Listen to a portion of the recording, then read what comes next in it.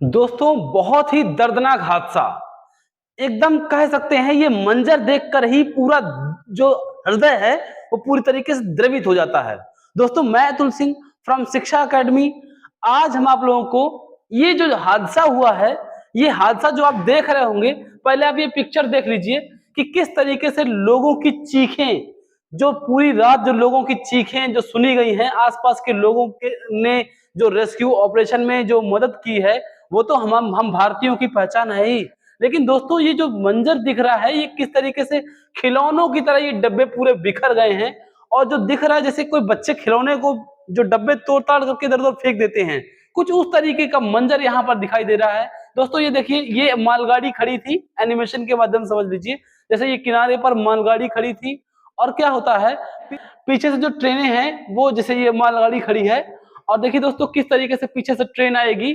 तो अभी हम जानकारी करेंगे कि हाँ पूरी-पूरी ये हादसा कैसे हो गया। ये देखिए दोस्तों, ये देखिए इस तरीके से ये ट्रेन हादसा हुआ है, ठीक है? और एक इसके अलावा भी जो तीसरी ट्रेन आएगी वो भी इसी से टकरा करके गिर जाएगी। दोस्तों ये बालासोर में जो उड़ीसा का ये हादसा है, ठीक है?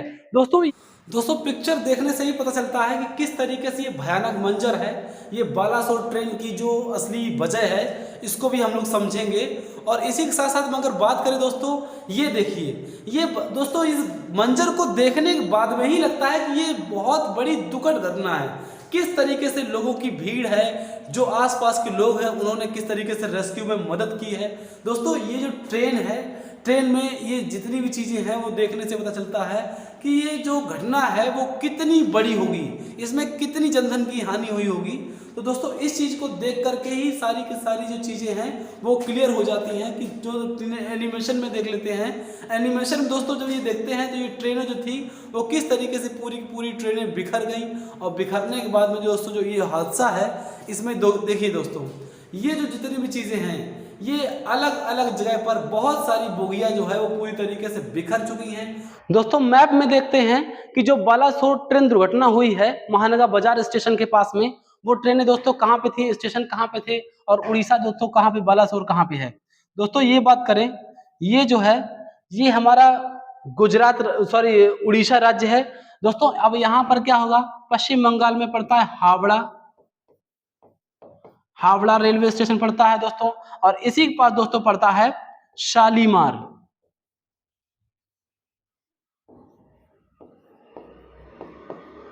शालीमार दोस्तों पड़ता है। और इसी के पास अगर बात करें दोस्तों, ये हमारा रहा यशवंतपुर,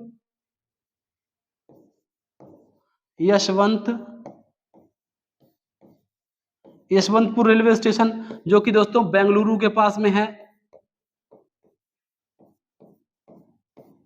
बेंगलुरु के पास में दोस्तों यशवंतपुर रेलवे स्टेशन है।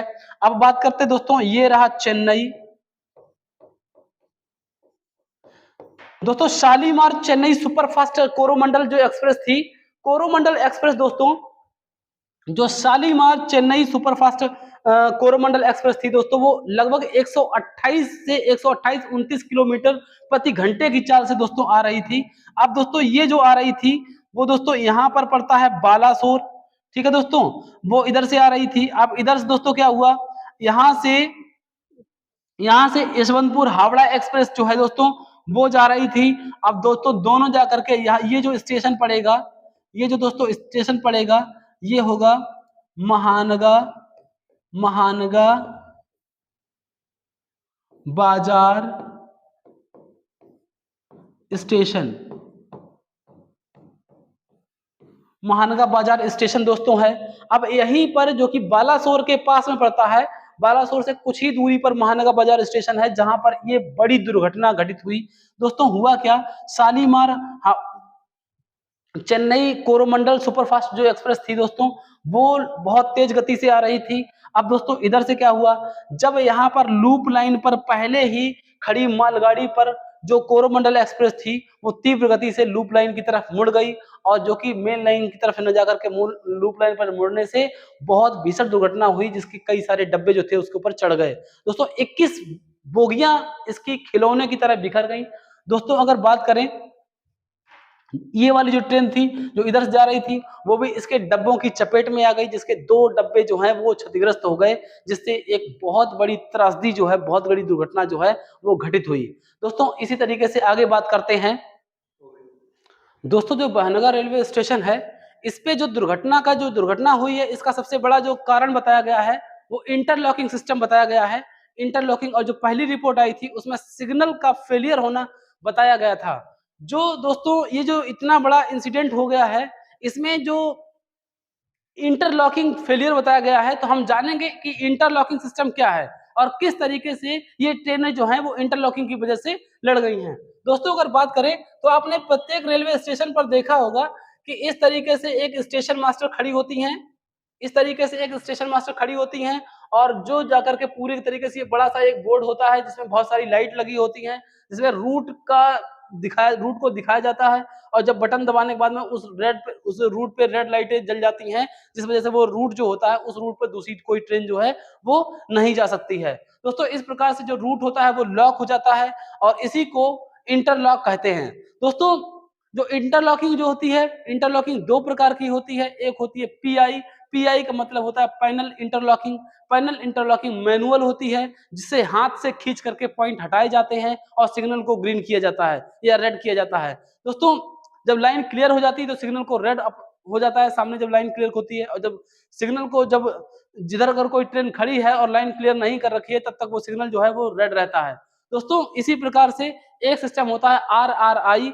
आरआरआई में क्या होता है, railway interlocking. Route railway interlocking जो होती है, इसमें दोस्तों जो होता है ये पूरी तरीके से ऑटोमेटिक होता है, कंप्यूटराइज्ड होता है, और इसमें जो बटन दबाने के बाद में ही जो लाइनें होती हैं, जो पॉइंट होते हैं वो हट जाते हैं ऑटोमेटिकली, और जो लाइन होती है वो क्लियर हो जाती है और सिग्नल ग्रीन हो जाता है।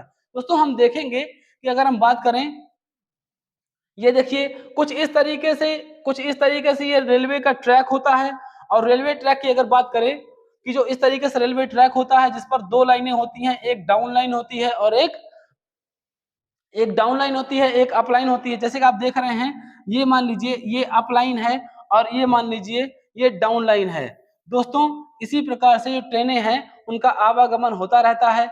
अब दोस्तों बात करें, जैसे मान लीजिए यहाँ से कोई ट्रेन आ रही है, उसको साइड में ले जाना, तो एक पॉइंट ये क्रॉस करना पड़ेगा इसको, इसके बाद में इस पॉइंट पे आएगी, इस पॉइंट से इस पॉइंट पे खड़ा खड़ा करना पड़ेगा उसको, और यहाँ से इस पॉइंट को क्लियर करेंगे तो ये लूप लाइन आ जाएगी, और लूप लाइन पे किसी ट्रेन को खड़ा करते हैं। जब लूप लाइन पे किसी ट्रेन को खड़ा कर देते हैं, अब सामने वाले से इस पॉइंट को हटा देंगे, फिर अगर कोई दूसरी गाड़ी को क्रॉस देना है तो सामने से जो लाइन है इस पॉइंट को जब हम इधर हटा देंगे, तब ये लाइन जो है वो क्लियर हो जाएगी और सामने ग्रीन सिग्नल हो जाएगा, और जिस ट्रेन को भी निकालना है वो ट्रेन निकल जाएगी। दोस्तों यही हुआ था कि इस लाइन से, इस पॉइंट से इसको यहाँ क्लियर करके, यहाँ से इधर ले जा करके, यहाँ से क्लियर करके यहाँ पर जो मालगाड़ी है उसको खड़ा कर दिया गया था।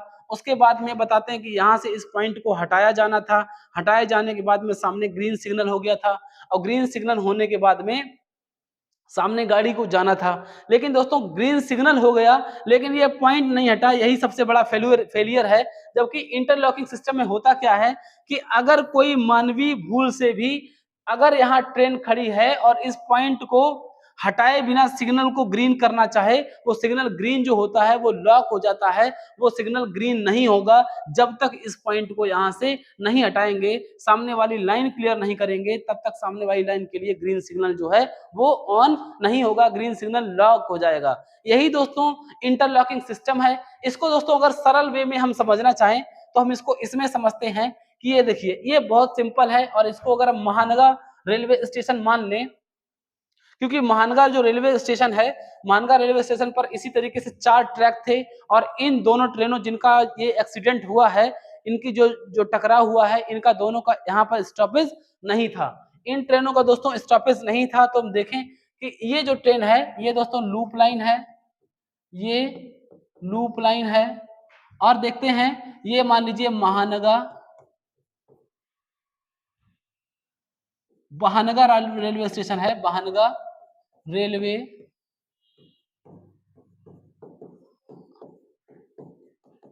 बहनगा रेलवे स्टेशन।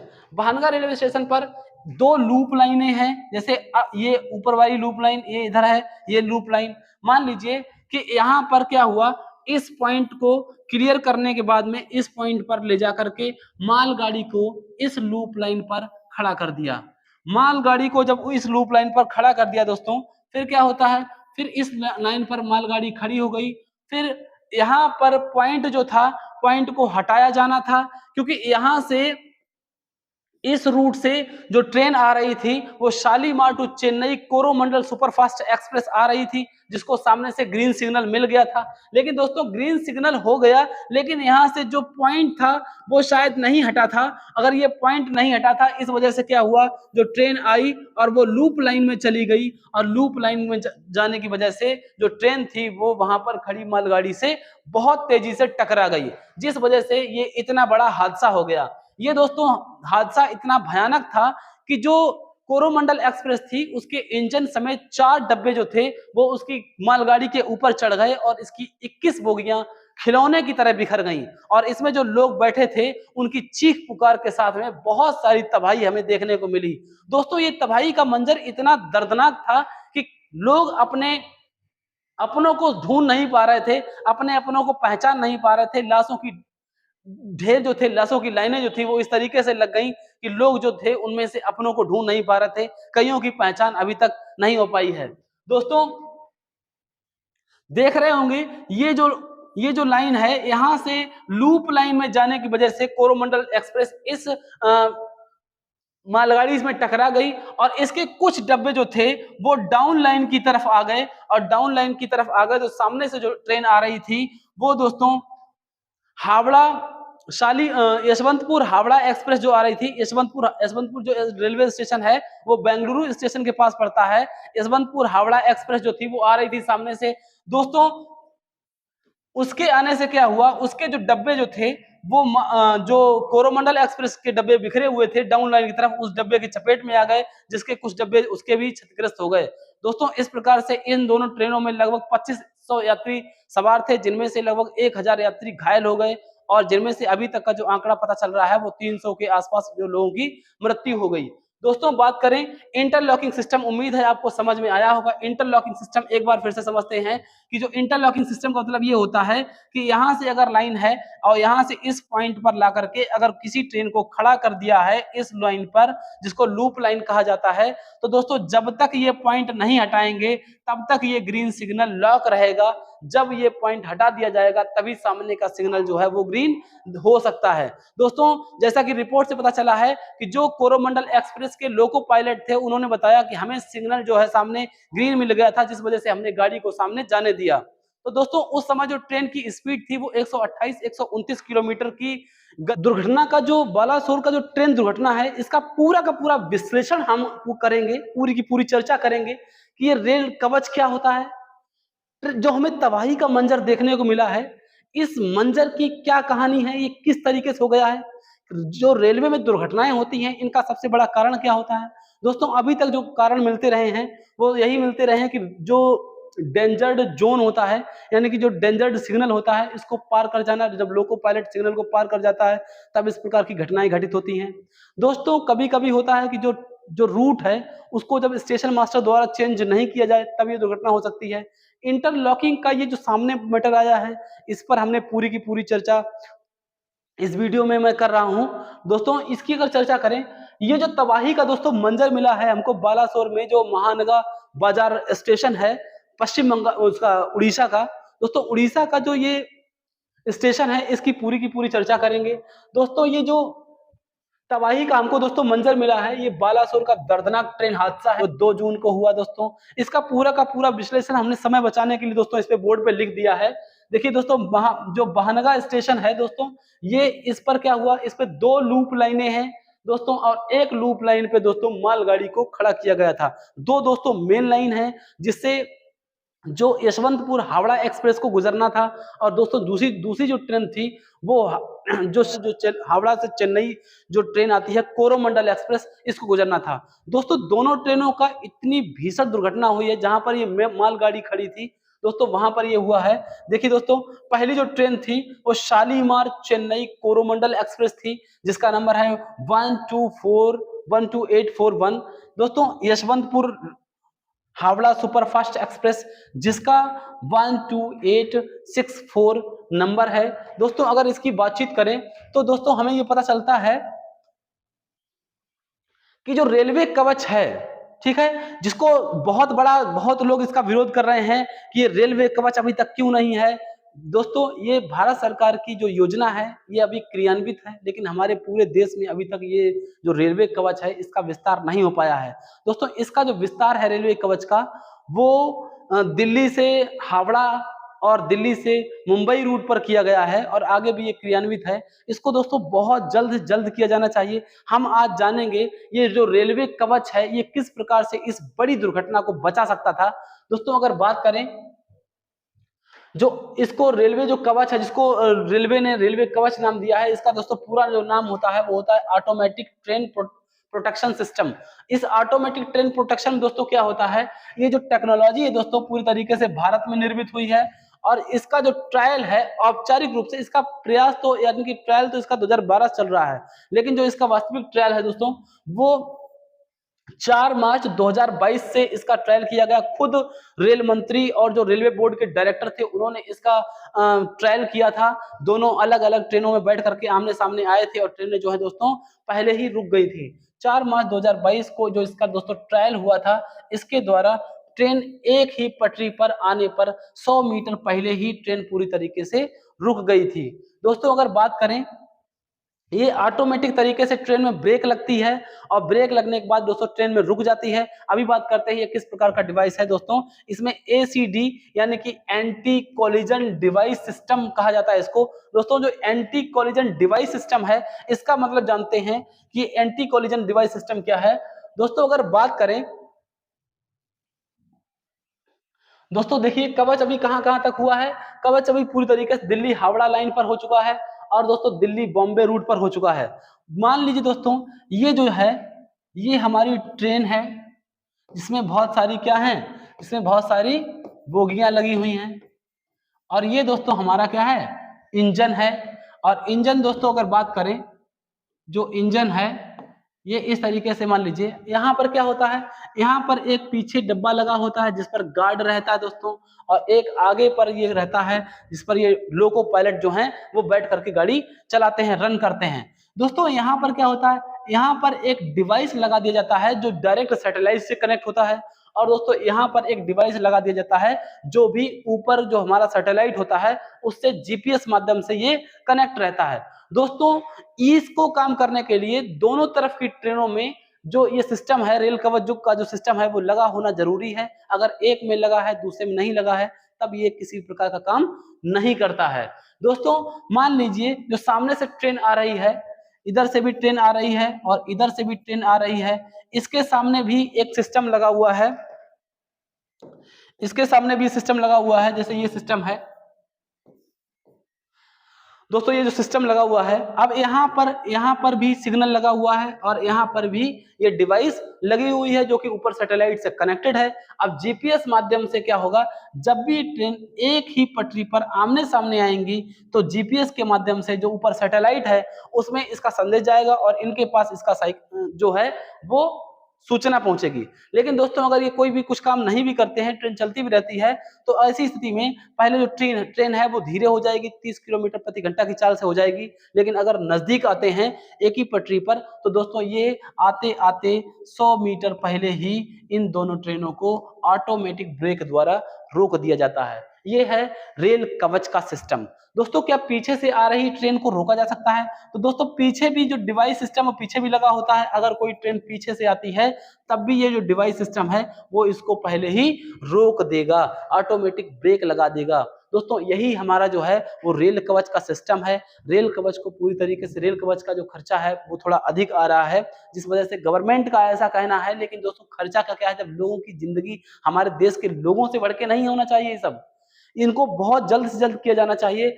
कि अभी तक इसी ट्रेन जो हमारी कोरोमंडल एक्सप्रेस है, इसी ट्रेन का पहले भी दुर्घटना हो चुकी है। तो दोस्तों इस प्रकार की आज के युग में दुर्घटना हो रही है और हम जो है वो 21वीं सदी के भारत में जी रहे हैं और हम अपने देश को सबसे आगे ले जाने की बात करते रहते हैं। तो दोस्तों इसमें ज़्यादा से ज़्यादा काम होना चाहिए। हमारा जो भारत है आत्मनिर्भर भारत तभी बन सकता है जब हम इस प्रकार से हमारे देश की होने वाली जो मौतें हैं, जो मृत्यु है, जो दुर्घटनाएँ हैं, इनको हम कम से कम करने का प्रयास करें, इनको ना होने दें। ये जो रेल दुर्घटना दोस्तों हुई है, ये 21वीं सदी की सबसे बड़ी दुर्घटना है जिसमें लगभग दोस्तों 300 से अधिक लोगों की मृत्यु हो चुकी है और अभी तक इसमें 900 से अधिक लोग घायल हुए हैं। दोस्तों आपको ये रेल कवच सिस्टम समझ में आया होगा। अब हम बात करते हैं कि जो रेल है, रेल को कैसे कंट्रोल किया जाता है। मान लीजिए एक जो होता है हमारा जनता का प्रतिनिधि होता है, कैबिनेट मिनिस्टर होते हैं, जो रेल मंत्री होते हैं। दोस्तों इनके नीचे एक रेल सचिव होता है। दोस्तों जो हमारा पूरा रेलवे है, जो कि विश्व की चौथी सबसे बड़ी रेल प्रणाली है। अगर दोस्तों बात करें एशिया की नंबर 1 प्रणालियों में से एक है। दोस्तों अगर बात करें रेलवे जो हमारी है इसमें 18 जोन है। जोन मैं कभी भी 2 मिनट में पढ़ा सकता हूं आपको, कभी भी अदर समय में बता दूंगा, लेकिन अभी दोस्तों मुझे इस घटना की चर्चा करनी है, किस तरीके से रेलों को कंट्रोल किया जाता है और किस तरीके से कहां पर ये खामी होती है। दोस्तों रेल सचिव होता है। अब दोस्तों बात करें एक जोन की, इन 18 जोन में अलग अलग जोन का अलग अलग से सिस्टम रहता है और जिसको ऊपर से सचिव या रेल मंत्री द्वारा कंट्रोल किया जाता है। दोस्तों रेल जोन है, रेल जोन का अब हम एक जोन लेते हैं और जब हम एक जोन ले दोस्तों, उसका जो सबसे बड़ा अधिकारी होता है वो जीएम होता है। जीएम दोस्तों मान लीजिए कोई भी चेंजमेंट करना है, कोई भी दिक्कत आती है, जो जीएम होता है वो किसको फोन करेगा, किससे कहेगा, किसको डांट लगाएगा। तो दोस्तों क्या करता है ये जो जीएम होता है, इसके नीचे एनसीआर, एक हम जोन मान लेते हैं, एनसीआर जो है वो जोन है। एनसीआर का दोस्तों मतलब है नॉर्थ सेंट्रल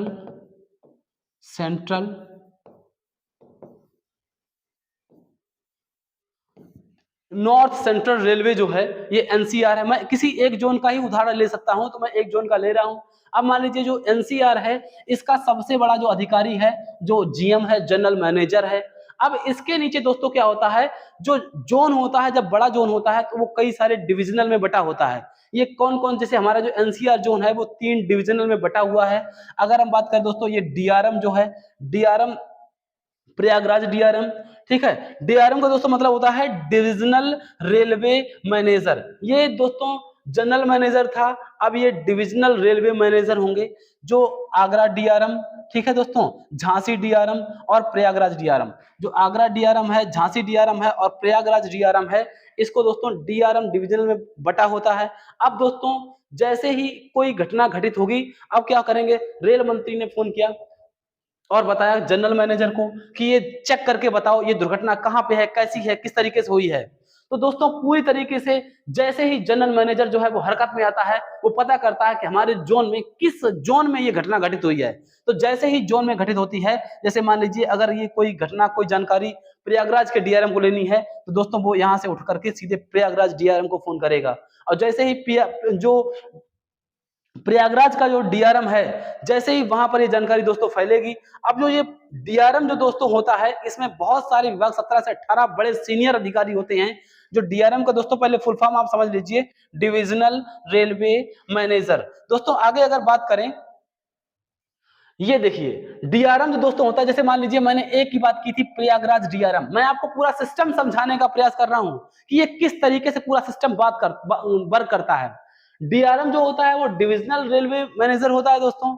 अब जो ये क्या करेगा, इसको जब डीआरएम फोन करे, जो हमारा जनरल मैनेजर फोन करेगा, जनरल मैनेजर फोन करेगा डीआरएम को कि बताइए या कैसे तुम्हारे जोन में ये घटना घटित हो गई। तो जो डिवीजन में उसके, जब इसके डिवीजन में ये घटना घटित होगी, तो इसका दोस्तों एक सहायक भी होता है जिसको एडीआरएम कहते हैं। एडीआरएम मतलब होता है एडिशनल डिविजनल रेलवे मैनेजर। दोस्तों बात करें, जो डिविजनल रेलवे मैनेजर होता है, इसमें बहुत सारे सीनियर डिवीजन अधिकारी होते हैं और इसमें बहुत सारे विभाग होते हैं जिसको डीआरएम कंट्रोल करता है। दोस्तों किस प्रकार से ये सिस्टम वर्क करता है ये समझना बहुत जरूरी है। मैं आपको कुछ मुख्य सीनियर डिवीजन के अधिकारियों के नाम बताता हूं। देखिए जैसे क्या होता है, सीनियर डीओएम। सीनियर डीओएम क्या होता है, senior divisional operating manager. Senior divisional operating manager क्या काम करता है दोस्तों? जैसा कि नाम से पता चल रहा है, ये ऑपरेटिंग करता है ट्रेनों का, यानी कि ट्रेनों के संचालन का कार्य देखा जाता है। यानी कि जो ये विभाग है ट्रेनों के संचालन वाला, वो सीनियर डीओएम देखने का काम करता है। इसी प्रकार से दोस्तों बात करें एसडीईएन, यानी कि एस का मतलब दोस्तों यहाँ पर सीनियर है, सीनियर डिविजनल इंजीनियर, ईएन का मतलब दोस्तों इंजीनियर है। अब ये दोस्तों सीनियर डिविजनल इंजीनियर का काम करता है, ये दोस्तों पाथवे का काम करता है, पटरी का कार्य करता है, कौन सी पटरी का कहाँ पे बिछाया जाना है, कहाँ पे किसकी मरम्मत करानी है, ये सारी की सारी जो जिम्मेदारी है, सारा का सारा जो कार्य है, वो दोस्तों सीनियर डीईएन का होता है। इसी प्रकार से दोस्तों अगर बात करें सीनियर डीएसटीई, सीनियर डीएसटीई क्या होता है दोस्तों? इसमें क्या होता है? Divisional signal and telecom engineer. दोस्तों देख रहे होंगे नाम से ही स्पष्ट हो रहा है, टेलीकॉम इंजीनियर। इसका मतलब दोस्तों क्या कर रहा होगा? ये कम्युनिकेशन से संबंधित होगा, ये संचार से संबंधित होगा कि किस प्रकार से पूरा का पूरा जो संचार प्रणाली है, यानी कि जो सिग्नल प्रणाली है, इसको कौन देखने का काम करेगा, ये सिग्नल किस तरीके से वर्क करेगा, सिग्नल का सारा काम की किसकी जिम्मेदारी होगी? ये दोस्तों सीनियर डीएसटीई की होगी। दोस्तों समझ में आ रहा होगा उम्मीद है। अगर नहीं समझ में आ रहा दोस्तों देखिएगा, क्योंकि ये इतनी बड़ी दुर्घटना जो हमारे देश में हुई है, अब इसके बाद में ये हमारा फर्ज बनता है कि ट्रेनों को किस तरीके से कंट्रोल किया जाता है, ये पूरा सिस्टम हमारे दिमाग में होना चाहिए। हर भारतीय का कर्तव्य है कि वो इन सारी चीजों को अच्छे से समझे। दोस्तों इसके बाद क्या होता है? डीपीओ होता है। डीपीओ क्या काम करता है दोस्तों? Senior divisional personnel officer. दोस्तों ये पर्सोनल ऑफिसर जो होता है वो कर्मचारी का प्रबंधन देखता है, और दोस्तों इसी के नीचे एक और जो होता है, जो लोकल लेवल पर या किसी तरीके से ड्यूटी लगाने के लेवल पर जो काम करता है, ये होता है ट्रैफिक इंचार्ज। दोस्तों जो ड्यूटी होती है वो किस प्रकार से शिफ्टों में कन्वर्ट होती है, किसकी ड्यूटी किस टाइम पे रहेगी, इस प्रकार से जो पूरा का पूरा जो ड्यूटी मैनेजमेंट है वो दोस्तों ट्रैफिक इंचार्ज देखता है। अब ये दोस्तों सिस्टम समझ में आया कि किस प्रकार से जो सबसे बड़ा जो अधिकारी था, ठीक है दोस्तों, वो जीएम था, किसी जोन का था। इसके बाद दोस्तों एक जोन जो होता है वो डिवीजन में बटा होता है, वो डिविजनल का जो अधिकारी होता है वो होता है दोस्तों डीआरएम होता है।